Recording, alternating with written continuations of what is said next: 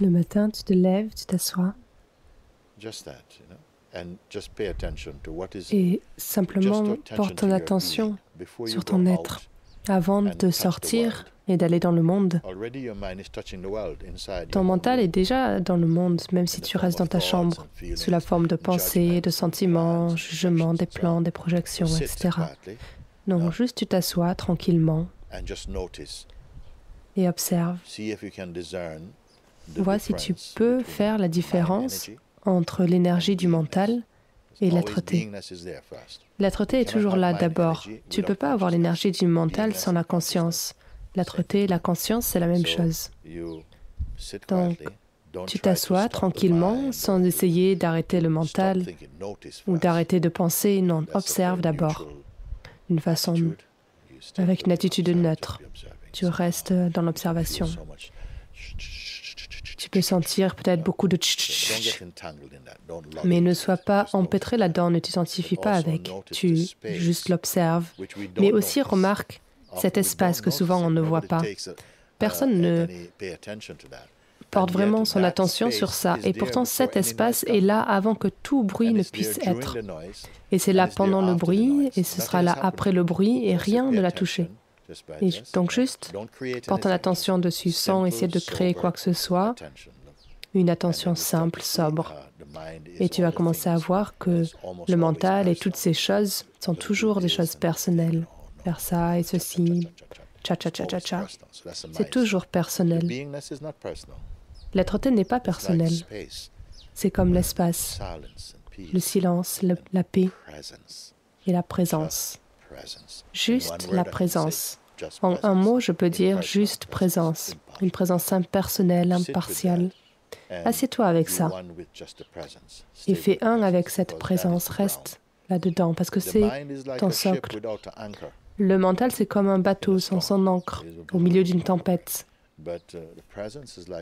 Mais la présence, c'est comme la racine. Je ne veux pas dire que c'est une ancre. Une ancre, c'est trop petit. La présence, c'est partout. Donc reste avec et clarifie ton être. Juste en portant ton attention dessus. Et vois que ce n'est pas un état qui attend. L'être-té n'est pas en train d'attendre que le mental se relaxe. C'est constamment là, relativement au mental. C'est tout le temps là. Et juste en t'asseyant de cette façon, en faisant cette distinction entre le mental et la présence, alors tu n'as pas besoin d'essayer de contrôler le mental. Juste en étant présent, les choses du mental deviennent de plus en plus faibles, sans importance. Si tu restes en tant que personne, qui est, comment on pourrait dire,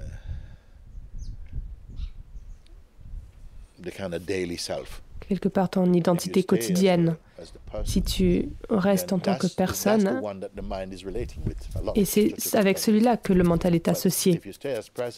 Mais si tu restes en tant que présence, même si cela a lieu, ça ne veut rien dire, parce que ça va changer, ça va toujours changer. Et il y a toujours de nouveaux acteurs sur la scène, et tu peux en être conscient. Et ça, c'est magnifique. Même si tu fais que 10 minutes, tu vas l'apprécier tellement parce que tu vas faire l'expérience de la paix qui est toi-même. Juste, tu places ton attention sur ça, même si tu le fais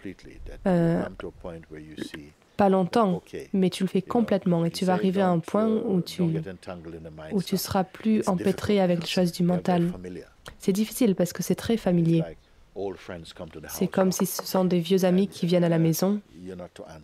Et tu ne dois pas répondre. Non, tu n'as pas à répondre, parce que même si ce sont un vieux ami, ce ne sont pas des bons amis. Et ils n'acceptent pas quelque chose juste à cause de la familiarité. Ils viennent et tu connais le scénario qui se produit. Et si tu engages de ton point de vue personnel, c'est très compliqué de s'en sortir. Mais tu exerce ton discernement, tu regardes. C'est pas quelque chose que tu dois créer parce que c'est un fait déjà. C'est un fait qui n'est pas vu. Et maintenant, il faut que tu vois ce fait. Lorsque tu penses à toi-même en tant que je, très rapidement, le mental revendique ce je. Lorsqu'on dit je, la plupart du temps, c'est le je, personne suit. Je, personne suit. Pas le mot, mais ce que ça veut dire. On pense à nous-mêmes en tant que personne. Et lorsque tu sors de ta chambre en tant que personne, tu vas rencontrer le monde plein de personnes. Et tu vas engager des conversations en tant que personne. Mais non, sors de la pièce en tant que présence. Sors de la pièce en tant que présence. Et ça, tu peux faire. Ça ne prend pas beaucoup de temps.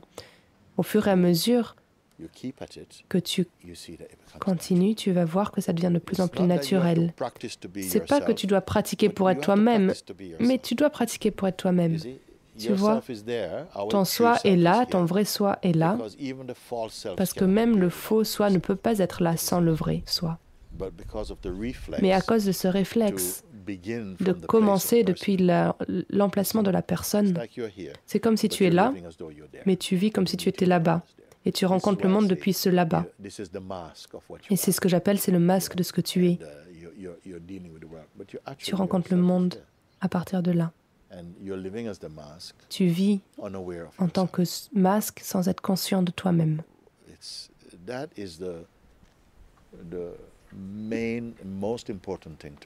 C'est la chose la plus importante à reconnaître. C'est la chose la plus importante. Si simplement tu tires tous les petits problèmes qui arrivent, il va falloir faire le plein de balles parce que ça va continuer de surgir. Ou si tu vas pêcher avec seulement une canne à pêche et un crochet, tu vas attraper un poisson. Mais ce que je partage, c'est que maintenant tu pêches avec un grand filet qui peut attraper tout l'océan entier. Pour ça, il faut que tu trouves celui qui est à l'origine de ce monde et de cette identité personnelle. Il faut que tu trouves cela. Et pourquoi? Comment tu peux le trouver? Parce qu'il s'appelle aussi sous le nom de je. C'est le grand paradoxe. Parce que je dis,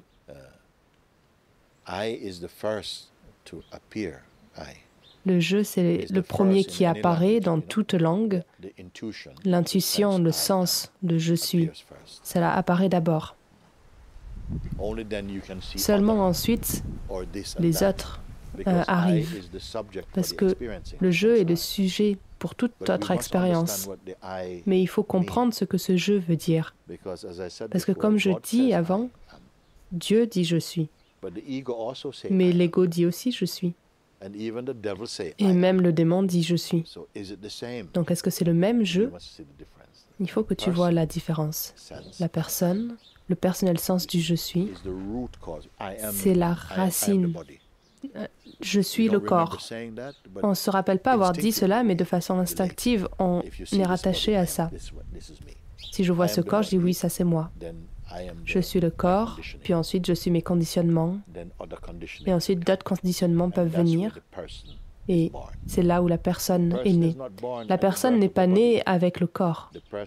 La personne est née lorsque cette croyance de je suis le corps, et je suis mes conditionnements. Lorsque cela est né, alors la personne vient. Avant la personne, qu'est-ce qu'il y a? La conscience. Est-ce que je parle trop?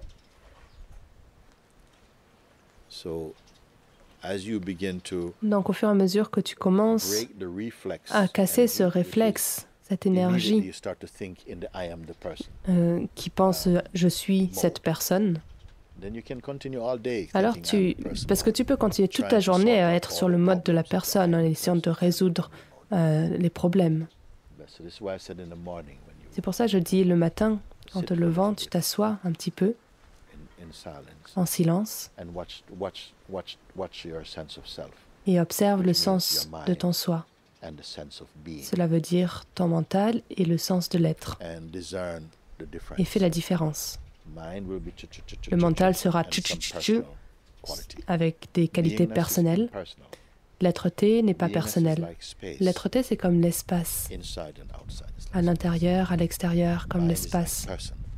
Le mental, c'est comme la personne et il vient avec le bruit, l'intention, les plans, les attachements, les désirs, toute son histoire. Mais tu en as conscience de tout cela. Et cette fois, ne te relie pas à lui. Seulement, tu en as conscience. Parce que si tu te relies, tu vas demander « aide-moi à m'en débarrasser ». Non, reste conscient. Et en même temps, sois conscient de l'espace de l'être, l'espace de la présence. Et tu vas voir, la présence est immobilité, le mental est mouvement.